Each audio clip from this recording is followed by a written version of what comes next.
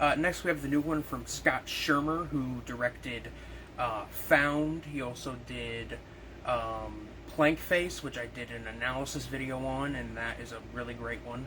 And this is his newest film, The Bad Man, which is an interesting film.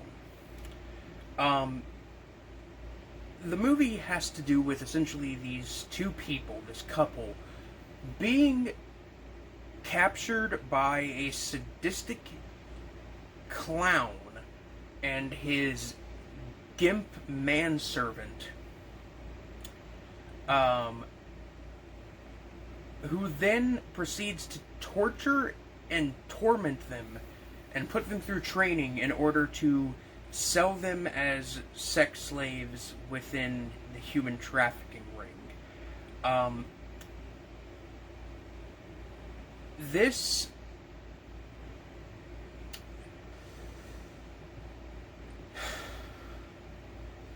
one, Jesus, this one. I reviewed it on my channel, and I remember saying in my review that, like, the acting isn't the best.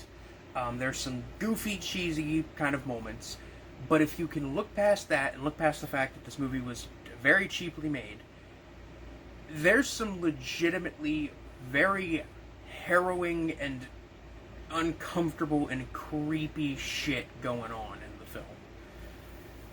And I kind of want to leave it at that.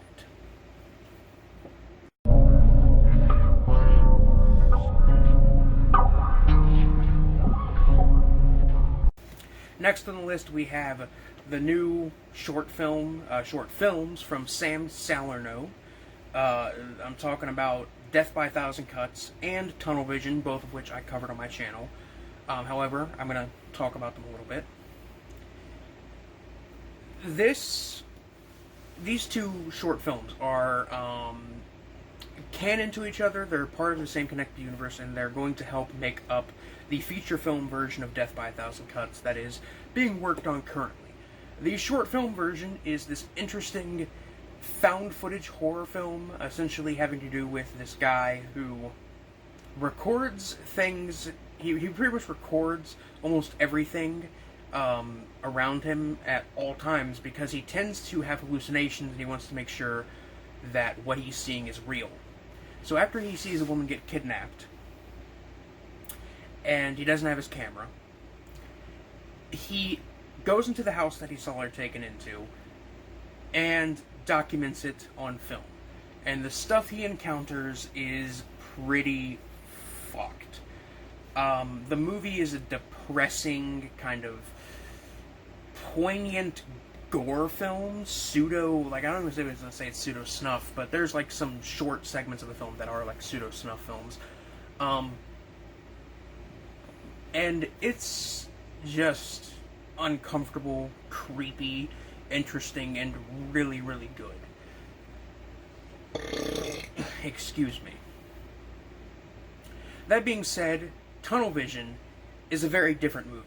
It is a normal film, not a found footage film, having to do with a guy having nightmares about a tunnel that runs under the cemetery in his town. And after being put in hypnosis by his therapist, it allows him to travel inside the tunnel, where he encounters some things. I really don't want to spoil these movies, and it's hard to describe the plots, when you really have nothing else to go on other than what happens in the films. But yeah, these two short films, which are very, very interesting. And, yeah, that's it. That's all I gotta say.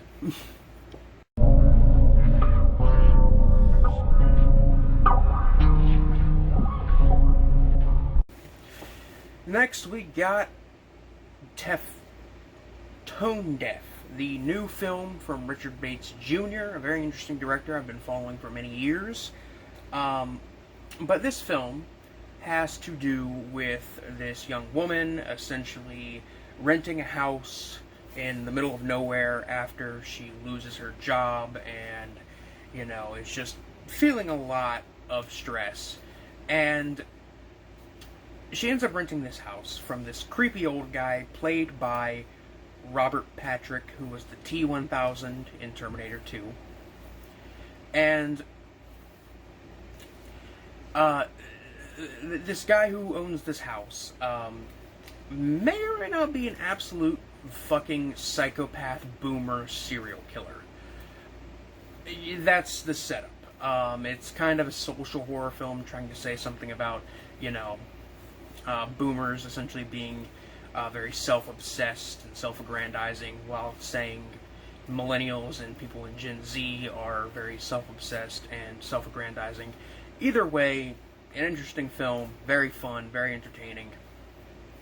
And, yeah, a relatively solid flick from Richard Bates Jr. I don't think I'll ever match the beauty of how good his first film, Excision, was.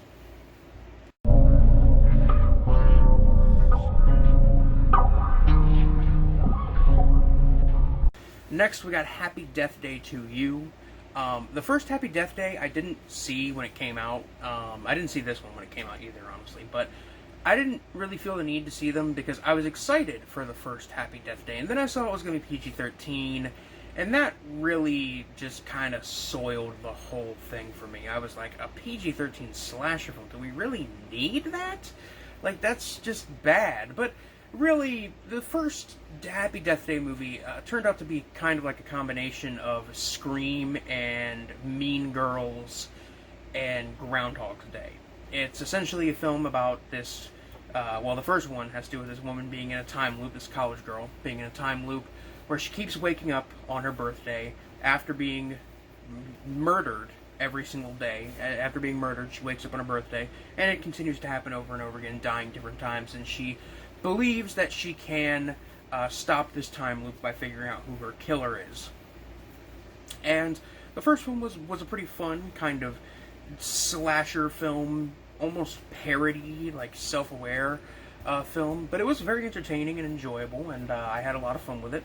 This sequel went more for a science fiction-y route, with it explaining the time loop, and with the main, concern of the plot having to do with the time loop essentially causing her to be stuck in the time loop again.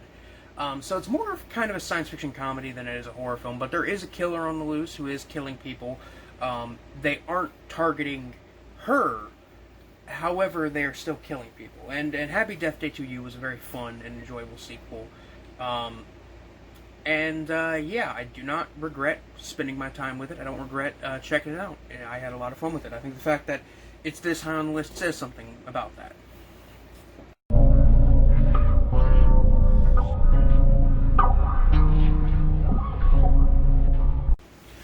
Up next, we got Scary Stories to Tell in the Dark. This is a last-minute placement change. Originally, it was going to be next on the list, but I swapped them around literally last minute because I was like, if I'm gonna do like a big studio film, I may as well do two in a row over the kind of independent film that I have planned for the next one. But Scary Stories to Tell in the Dark is an interesting movie because they announced this movie many, many years ago, and they said that Guillermo del Toro was going to be in the director's chair, and I'm pretty sure that Guillermo even wrote the first draft of the script for this film, but he was mainly a producer on the film. The film was directed by Andre Overdahl, I believe his name is, who directed Troll Hunter, which I have yet to see. It's one I've been meaning to check out, but he also directed The Autopsy of Jane Doe, which made it onto my Best of the Year list in 2016. That was a really interesting one. And this is his first big studio film. So here's the thing about this movie, is it was planned to be an anthology film with it being adaptations of the various different stories. However, they didn't want to do that because when you look at the stories in Scary Stories to Tell in the Dark, when you look at those stories and you think about it, you realize that it's the art that really stands out and makes those stories scary. If the art wasn't what it is, which is absolutely fucking nightmarish, then then it probably wouldn't have, and the books probably wouldn't have done as well as they did, because the stories are very cut and dry and simple. That being said, they wrote a completely original story around it, having to do with being set in the 60s, which I think is a really cool, which I think is an interesting thing to do for this kind of film, because you could have set this in the modern era, but they set it in the 60s, which is interesting.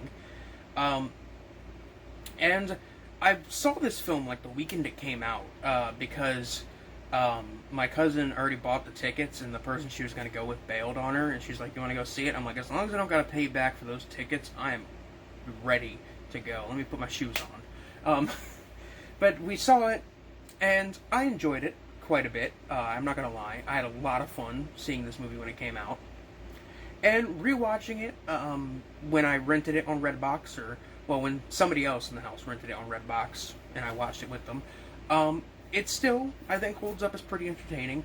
It's a surprisingly violent little film. It's not necessarily a gore fest, but for a PG-13 movie, it definitely does a few things that I didn't expect. It has some interesting kind of anti-Nixon and anti-Vietnam themes going on, which I didn't expect from a film like Scary Stories to Tell in the Dark, but sure. The ending is a bit but either way, I haven't even gotten to the plot. The plot has to do with a small town who is experiencing, that has a curse on it because of the family that founded it. Apparently, the daughter of the family that founded it was a creepy girl who lived locked up in the basement of the house, and she would tell scary stories to kids who would come to the basement window and try to get a look at her. And they believe that she killed some of these kids, and they basically locked her up, and she died. And now her spirit is haunting the town and causing these stories that she is told to come true, and this results in these stories from the book being adapted as characters' deaths. And it's an interesting way to go about adapting it. I remember, everybody was freaking out like, "Oh my god, this is the new Guillermo del Toro movie," but people seem to not understand the fact that producer or produced by does not mean any creative input at all. I really fucking hate that people do not understand that by now. Because the number of fucking times I've had to tell people that just because Sam Raimi's name is on this new Grudge remake, or Don't Breathe, does not, or anything, doesn't mean that he had any, anything to put any creative effort towards it. Because he didn't. He just put money towards it. Rant over. Scary Stories to Tell in the Dark was fun. It's not necessarily great, but I had a lot of fun watching it. It's a fun popcorn flick. Sue me.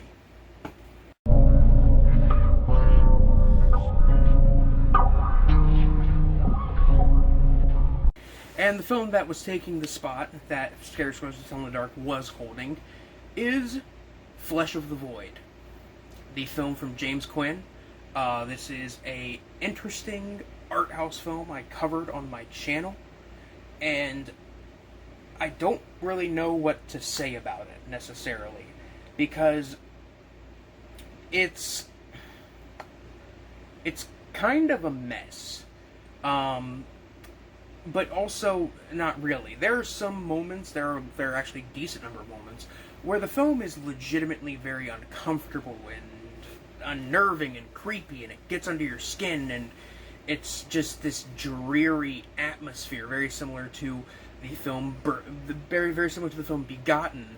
This is the best comparison I could draw. It's got some really great creepy visuals and sound design, but then there are some moments that feel very cheap, and they just don't really work as well, and they sometimes even come off as kind of comical. It's a hard film to describe the plot to, because there really isn't much of a plot. It's more of just a kind of visual trip.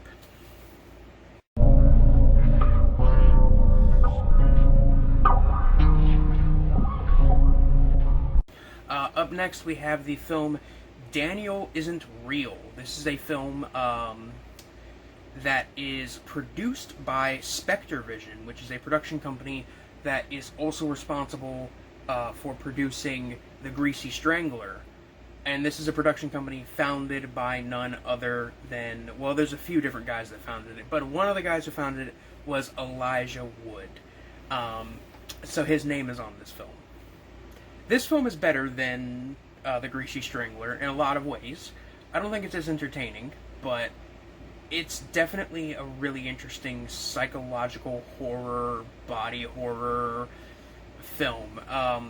Essentially having to do with this guy in high school, and he's, depressed, and he wants more out of life. So he calls upon the help of his imaginary friend he had when he was a kid, Daniel. This imaginary friend is pretty much kind of his other half, his more open, wild side. And Daniel, sometimes takes the wheel and, helps make the main character's life a bit better. Daniel is played by, I think, Arnold Schwarzenegger's son, actually, which I think is kind of cool. But things, get a little dark, and they take a bit of a turn. There's some cool kind of body horror effects, and the movie ends on kind of a depressing note. It's a genuinely really good psychological horror film that I would have completely just kind of overlooked or swept under the rug if it wasn't for the fact that I had heard it had some cool body horror effects, and that's what made me seek it out, really. Before that, I was just like, I don't know if I'll see this one. Maybe I'll skip it. But no, it's actually a pretty good film this year. Not a lot of people were talking about it. I think people should know about it.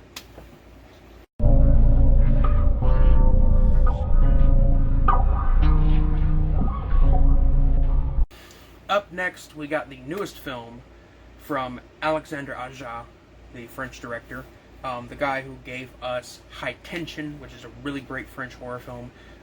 He also gave us the remake of The Hills Have Eyes, which was a very good remake of an already great movie. He gave us the remake of Piranha, which is arguably better than the original because it's just a fun, dumb, stupid gore fest. He also gave us Horns, starring Daniel Radcliffe, which was an adaptation of a novel by Stephen King's son. And here we have his film that is basically kind of trying to revive this old genre we don't see too often anymore, of major studio-funded, creature feature films. And this movie has to do with a woman attempting to save her father during a major hurricane.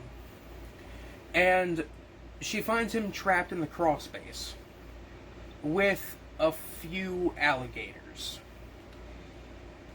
This was a movie that I saw the trailers for, and I was completely ready for it. There are a lot of people who really didn't like this movie too much, and yeah, some of the CG effects on the alligators leave a bit to be desired.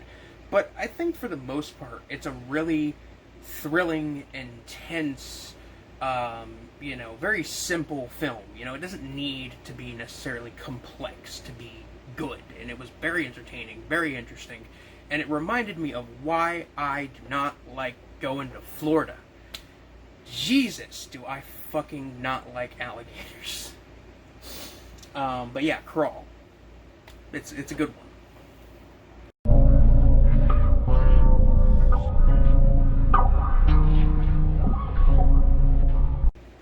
Next one is One Cut of the Dead. This one was released in Japan in 2017. It hit the US 2019, but this is an interesting one. This is a movie where the first 40... It's a Japanese zombie comedy where the first 40 minutes are in one continuous take. And it's interesting at first. I wouldn't say it's necessarily something that immediately grabbed me, but I was engaged, entertained, I was watching it, I was having fun. Cool. And then, and a lot of people, a lot of the negative reviews I've seen for this film seem to have watched like the first 20 minutes and given up because this continuous take just wasn't very good. It wasn't very interesting. And I'm not gonna lie, the fact that it is in one take is, it isn't done in one take necessarily because it's on the level of like that one long single take in Children of Men. It's not like that. It's not like as complex or anything. It's kind of a simple long take, but it's still a long take, which is hard to do. However, after this 40-minute long take, the film then shifts gears, and I really don't want to spoil it, because the last 40 minutes of this film are not in one take, but they are immensely entertaining and interesting, and they kind of reminded me of, like, I almost want to say it kind of reminded me of, I can't think of anything, fuck it. Either way, the last 40 minutes are very different, and it kind of explains why the beginning was in one take. And yeah, it's just the second half is like really funny and enjoyable and fun, and the first half is also very enjoyable and interesting. I really just don't want to spoil it, because the thing is, and I don't want people to look up trailers for this movie, because there are literally trailers out there that give away the second half of the film in the trailer, like, completely intentionally, and it's just like, why the fuck would you do that? The second half is, like, a reason why this film is great. Either way.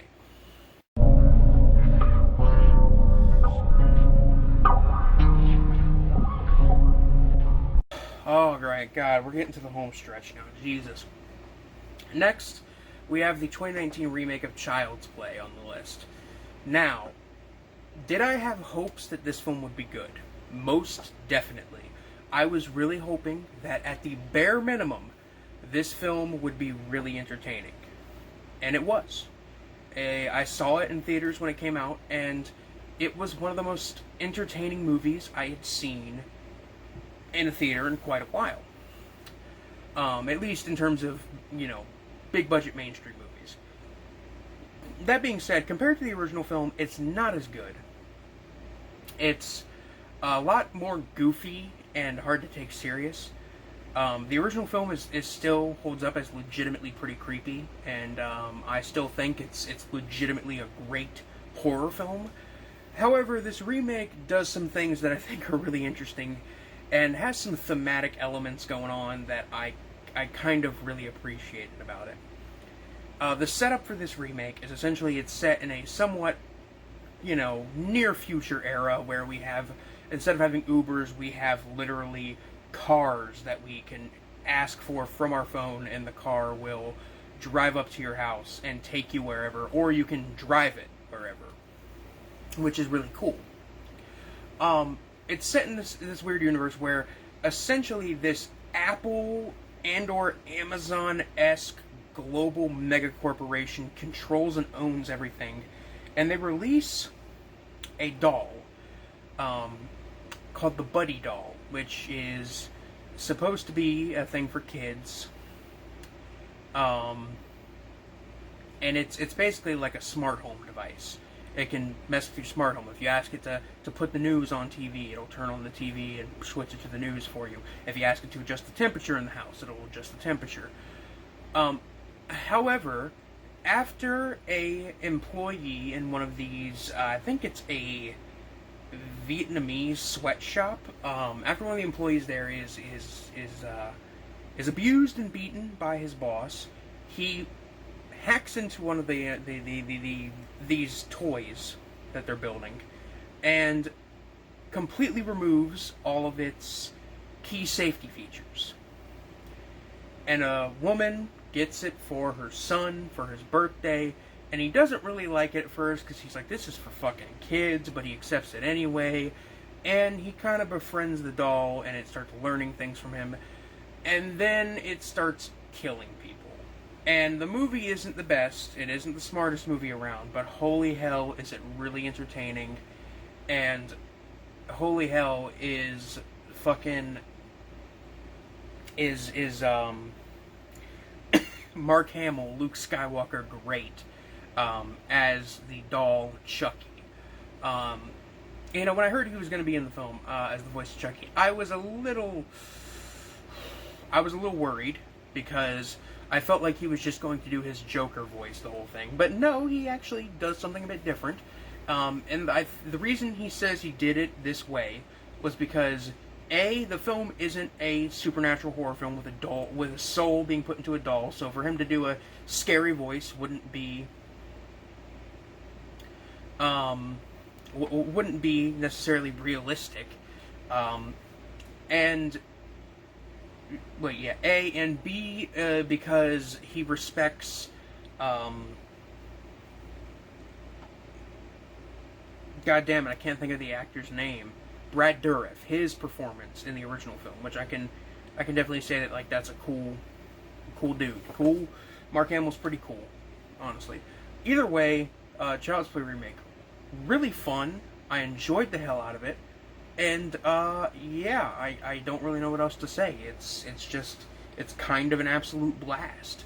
You know, I can understand if you're a Child's Play super fan and you don't want to see it, and just the idea of a remake makes you sick. But I think this is a pretty solid remake. It doesn't, necessarily try to be the original. It wants to be its own thing, which is cool.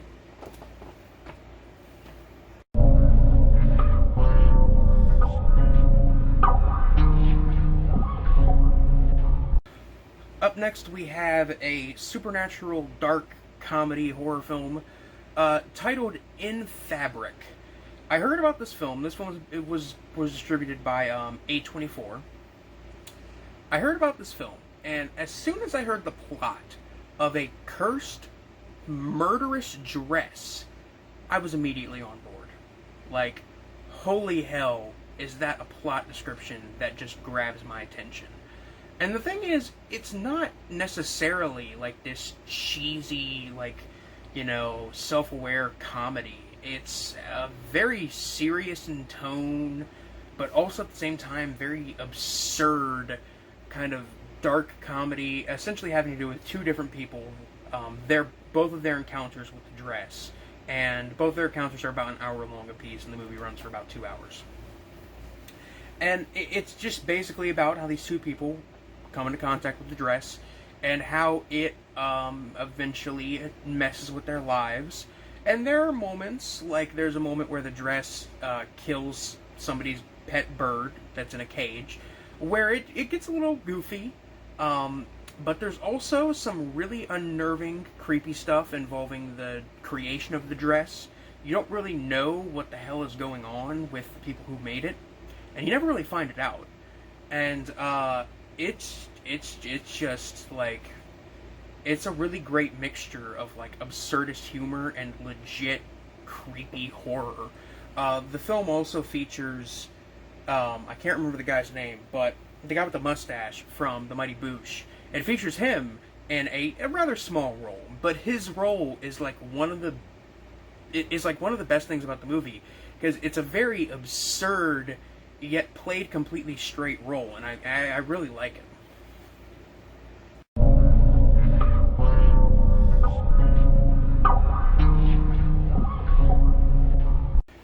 Up next, we have the neo-giallo French film titled Knife Plus Heart, also known as Knife. I think it's Knife in the Heart is the original title.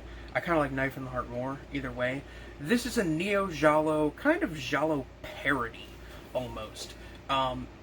Essentially, the film has to do with a low-budget production company in the 70s that is producing gay pornography. Now, this is something I did not know about France in the 70s, but there was a very big subculture, like a pretty sizable subculture in the 70s in France, of independent production companies producing gay porn.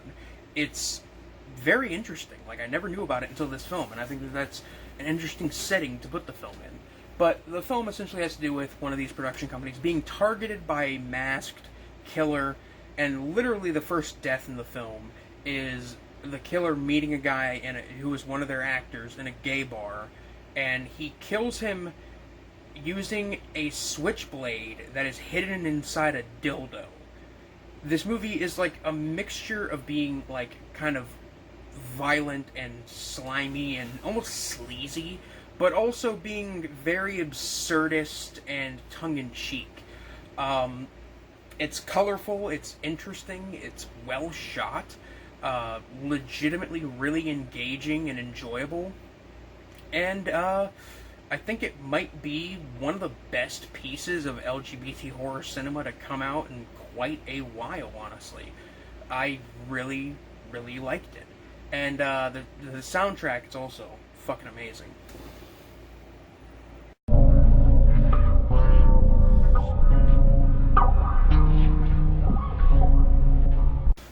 Up next is one that I really don't have too much to say because it's a short film. I'm surprised the short film made it this high, but there are quite a few short films on the list this year.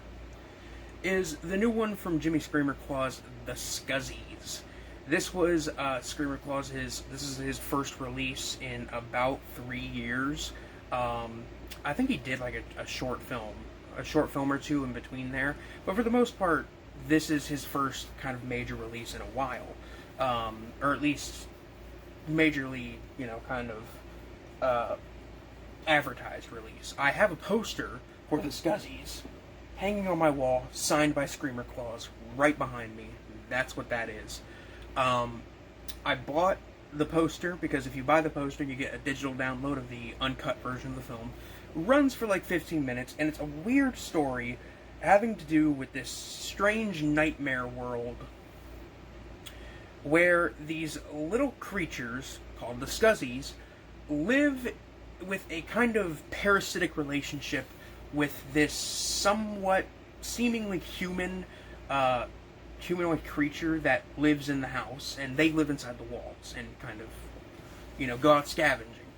And that's the best I can do in terms of describing it, because it's hard to describe. It's legitimately well animated, which is wild because a key thing in Screamer Claus' movies has always been the animation is kind of bad.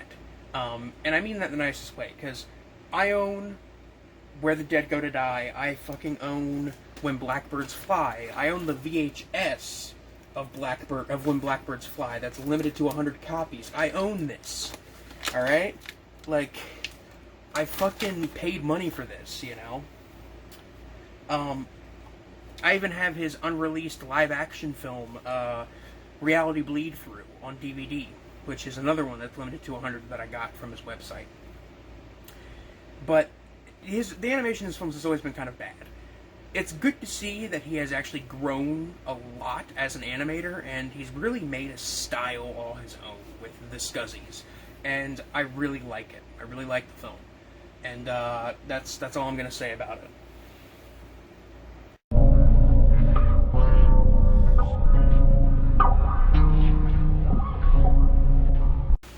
Next, we have a surprise from this year. I keep saying from this year, but it's 2020. That I randomly watched mainly because YouTuber Nick Spheres recommended it, and I was like, "Huh, I've never really heard about this one. I've seen it around, but never really heard anything about it." This film is called Haunt. This movie is written and directed by some of the people who helped write the script for A Quiet Place, which, unpopular opinion, A Quiet Place was fucking garbage. Either way, this is a interesting take on a plot that kind of has been done a million times over in the horror genre. The plot of, oh, let's go to this haunted house. Oh no, it's real. They're killing people. In this one, in almost every single one of those kinds of films, the setup for the haunted house is always like, oh, it's this really, like, well done, creepy, uncomfortable, high budget, mysterious thing. And in this film, the haunted house itself is like very cheap. and there's a point where they literally point out that they bought like some of their shit, some of the props and stuff from Party City. Like, there's literally a part where somebody finds a receipt from Party City showing the props that they used in this haunted house. All of the actors who are, again, usually in these kinds of films that are in extensive makeup are wearing cheap plastic 70s Halloween masks, which really gives a stark contrast to the heavy makeup, or at least latex mask approach that these movies kind of usually have. Honestly, this movie would make it even higher on the list if it wasn't for the fact that there's a lot of CG gore in this film that really, really, really just fucks it over. That being said, though, the CG gore isn't super noticeable, at least on the first watch. Second watch, I noticed it a bit more. Either way, it's essentially, and it's also a film that has to do with like past trauma, and so it's kind of a social horror film at the same time. This film, I haven't even gotten into the plot, but essentially, the film has to do with a college girl who goes out partying when her boyfriend, who is abusive, is mad at her, and the film literally opens with her putting on makeup to hide a black eye, which he obviously gave her. And with the help of her friend, she tells her boyfriend to fuck off. She doesn't want to see her ever again. See him ever again. She ends up going to this haunted house, and she's seemingly being followed by somebody. That's the best I can do in terms of plot. But it's kind of like, how it deals with past trauma and everything. It kind of reminds me of another film from last year, which was Midsommar, which was a film that also dealt heavily with past trauma and stuff like that. And yeah, it's very good, very seasonal. If you want to watch it, this time of year, I guess that's fine. But I recommend it on Halloween, or around Halloween at least.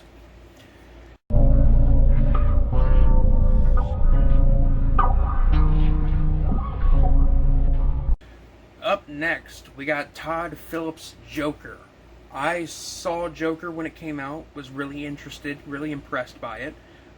It's, to put it bluntly, and I don't mean this in a negative way, it's basically just a combined ripoff of Maniac, Taxi Driver, and The King of Comedy. That's not a bad thing at all, because in terms of a film that emulates, in terms of it being a film that emulates the style of these Scorsese, I know Maniac is a Scorsese film, either way, these Scorsese character studies from the 70s and 80s, in terms of emulating that style, it emulates it very well, and is just an interesting character study. The film isn't necessarily a horror film, it's definitely more of a kind of psychological thriller, kind of drama, I want to say, but there are some very dark and violent moments in the film, and Joaquin Phoenix is really good. Honestly, he's great in the film, and he's legitimately creepy and unsettling in quite a few scenes, as well as being kind of genuinely, I don't want to say likable, but definitely sympathetic at certain points. Is the film kind of predictable? If you've seen movies like Taxi Driver or King of Comedy, yes, you know where this film is going pretty much from the halfway point, I want to say. But, and I would assume that most people would know where this film was going, like, from that point. But after talking to some people about it, after talking to some of my friends who've seen the film about it, who have never seen or really know nothing about films like The King of Comedy or Taxi Driver, they said they didn't expect what was going to happen in, like, the third act.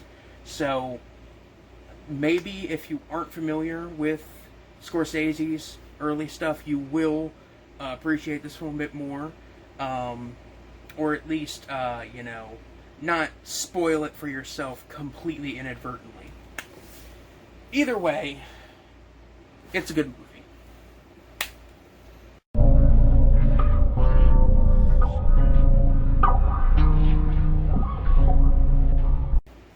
Up next, we got Midsommar, which was a movie I saw the day after it came out. I was super, super, super hyped for this film. Really, really excited to check it out because the director's first movie, Hereditary, was good, but it fell apart in the final act, and that really kind of killed it for me because it was doing so well.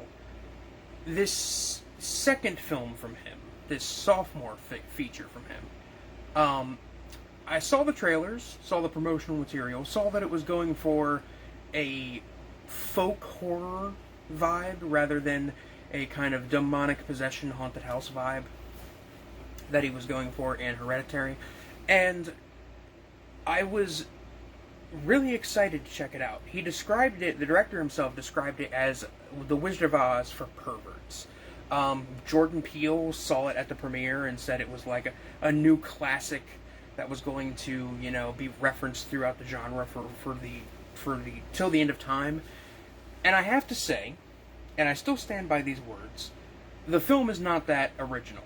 It's not that smart or, anything like that. People are acting like this film is almost above criticism because, it is because it's a folk horror film. And it's the first, I don't want to even say mainstream folk horror film because this was an independently produced film, but the first one to at least make some waves in the mainstream. It's one of the first major folk horror films to kind of get some level of attention.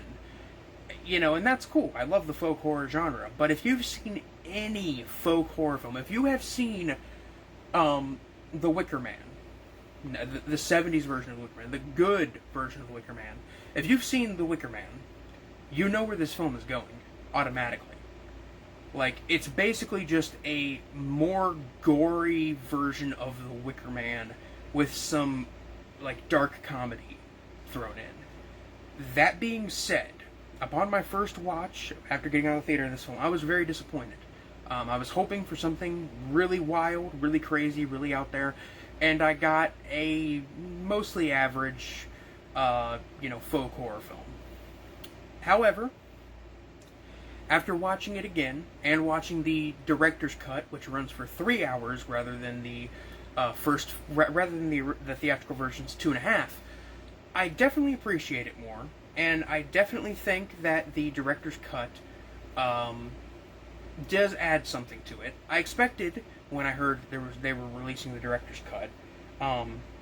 Also, they're not releasing it on physical media here in the U.S. Of course they aren't. They're not even releasing it on streaming here in the U.S. It's exclusive to Apple TV in the U.S. The U.K. is getting a Blu-ray of it, so that's great. Either way, I expected, and I remember saying on Facebook and saying to my friends, when I heard about the extended cut, the director's cut of the film, I said, okay, it's the more nudity cut, because apparently the director's cut got an NC-17. I was wrong. In fact, I was, mostly wrong. There's definitely some extended scenes of nudity, but those scenes of nudity were already in the theatrical cut. It adds a handful of new scenes that do add a bit more context and a bit more character drama, and do actually add things to the film that it explains some things in the film that aren't even explained in the theatrical cut that are still there.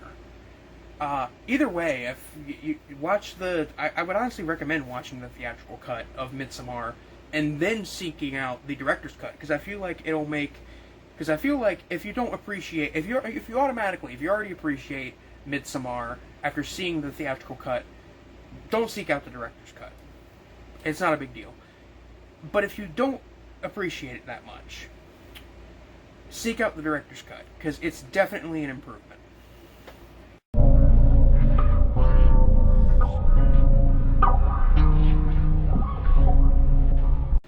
Up next, we have the Solskjaer sisters film, their new film, the remake of David Cronenberg's Rabid. I put this on my best of the decade list. And I'm putting it on here because nobody's talking about this film. And everybody who is talking about how bad it is. I don't get it. This film is genuinely very well made. Other than a handful of scenes, it's really consistent in its tone. It's genuinely gooey and gory and uncomfortable, like any body horror film should be. The setup to the film is this fashion designer who pretty much is hated by everybody she works with, gets into a motorcycle accident, and her face is pretty much permanently disfigured. And she is somebody who, and a experimental health clinic reaches out to her and offers to, help her face with this new experimental procedure. She agrees because she really doesn't have much else going on, and it makes her beautiful. Suddenly people appreciate her, and everybody loves her. But this procedure comes with the added side effect of craving human blood. And that's where the elements of the original come in, because it basically turned it into a zombie film. However, this movie, goes places, especially towards the end, with there being this major reveal involving the medical facility. But it's violent, it's gory, it's gooey, it has some really interesting kind of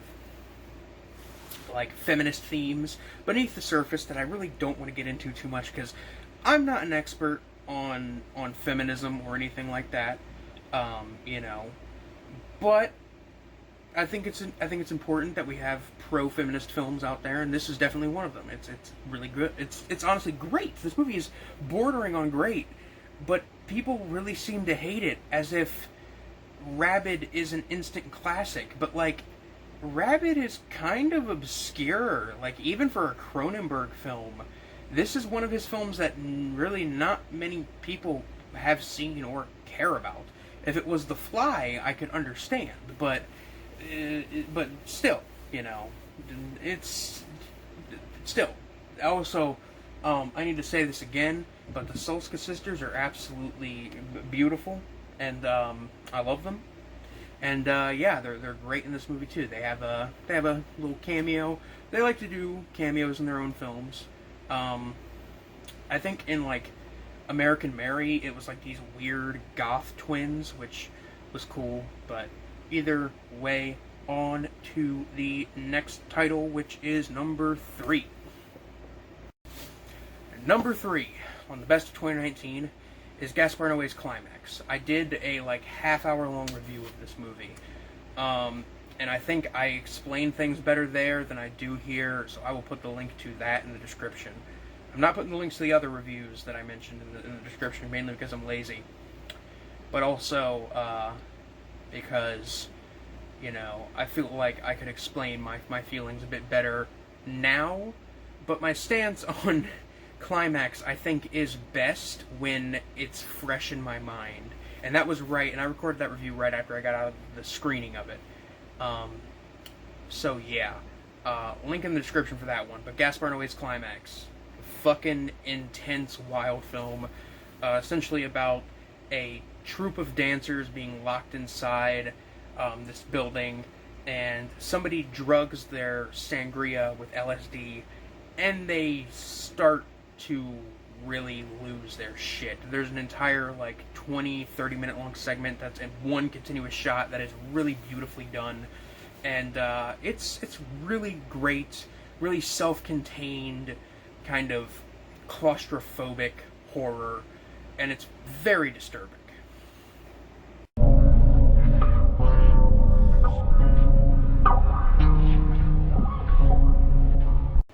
At the number 2 spot, we have a film that is technically from 2013. However, that's when it got its premiere at a film festival. It didn't get released to the public until 2019. It was released on Blu-ray by Severin Films, and I thank God that they released this film, because this film is amazing. I'm talking about Gabe Bartalos's Saint Bernard. Saint Bernard. Holy fucking hell. So, if anybody wants to tell you that art house horror is dead, and that there's nothing supremely weird out there, that is like in the vein of like Alejandro Jodorowsky stuff, point them in the direction of Saint Bernard. Saint Bernard is a movie having to do with a classical musician conductor who gets into a series of weird predicaments one after the other, essentially while just walking around. The film is interpreted as being essentially psychosis as a side effect. His psychosis as a side effect of, like, him being a well-known composer. I don't know what it is. All I know is it's an immensely weird, trippy, balls-to-the-wall, bizarre art house flick that I really, really, really, really love. I absolutely adore Saint Bernard, and I don't even know how to properly describe it, but it's one of the most beautifully, needlessly weird movies I've ever seen in my entire life. There are so many shots in this film that don't need to be there necessarily. There are scenes in this film that like, if they were missing and nobody ever told me if this one was missing scenes, I wouldn't be fazed by it. But there are scenes where they set up some really crazy, wild, weird effect shots and weird just shots and scenes in general for a payoff that is maybe a total of like 5 to 10 seconds of screen time. Prime example being a scene where they throw raw chickens out of a helicopter, or I think it might be a plane, with parachutes on them, and they literally film it as it's dropping in a parachute. The scene isn't really, like, needed. It doesn't really affect the film at all. At least as far as I can remember. But it's there. It exists. And that scene, those shots themselves, take up a small portion of the film. I want to say at most like 15 to 20 seconds. And they went through all the effort of using a fucking parachute and actually throwing raw chickens with parachutes on them out of a helicopter in order to get that shot. That is so needlessly excessive that it is beautiful. I don't know what to say, but buy the Blu-ray of Saint Bernard from Severin Films, or rent it on Amazon Prime. It's fairly cheap.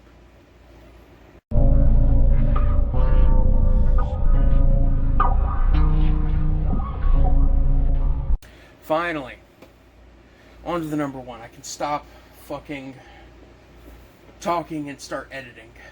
And when I say editing, I mean putting overlays on these videos and not really editing anything because I'm a lazy sack of shit. Either way, at the number one spot, and I'm sure everybody saw this coming considering my glowing review of the film and considering just how everybody is talking about this film, or at least everybody in the horror community was talking about it. Robert Eggers' The Lighthouse. His follow-up, his sophomore film, after The Witch, which is, in my opinion, a better film, a creepier film, a more unsettling film. I saw that film when it came out, and it was legitimately really horrifying. This film, however, is a weird mixture of absurdist humor with, like, nautical, Lovecraftian, cosmic, psychological horror elements. There's essentially a film starring Robert Pattinson And Willem Dafoe, who did not get nominated for an Oscar for this film, so somebody at the Academy is going to fucking die, I'll tell you that much.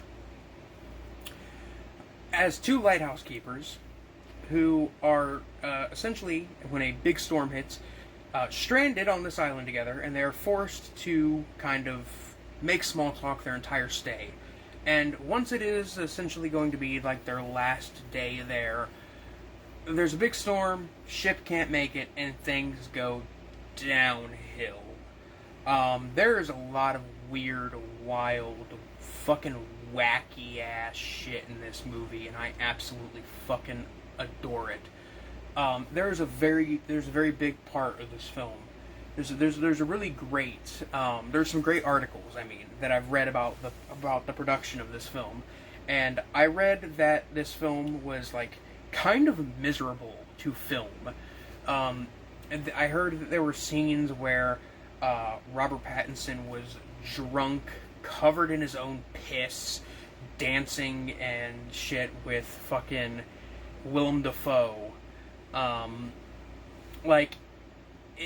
the thing is, they didn't talk to each other outside of filming or rehearsing for the film, so they had no connection to each other. They were two strangers, essentially, and that's who they were in the film, which was two strangers.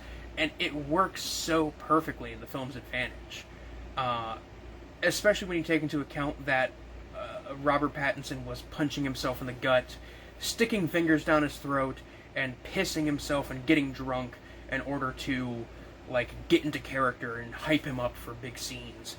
It's a fucking trip. I rewatched it quite recently, and it is still absolutely beautiful. Shot with, I think it was shot in like 16 millimeter, or it might have been 16 or 35 millimeter, with a aspect ratio of like almost 1-to-1, almost a perfect square, in an attempt to replicate the look of like silent films almost. And it's very claustrophobic. It's very tight. It's very just crazy. It's not a normal movie by any means, but holy hell is this film a fucking masterpiece. It is as funny as it is creepy, and it is the funniest film I've seen this entire year, and it is also the best horror film I've seen this entire year. But yeah, that has been the top 40 for the year. Holy hell. To quote one of the greatest Christmas films of all time, hallelujah, holy shit, where's the Tylenol? And with that, that's been this video.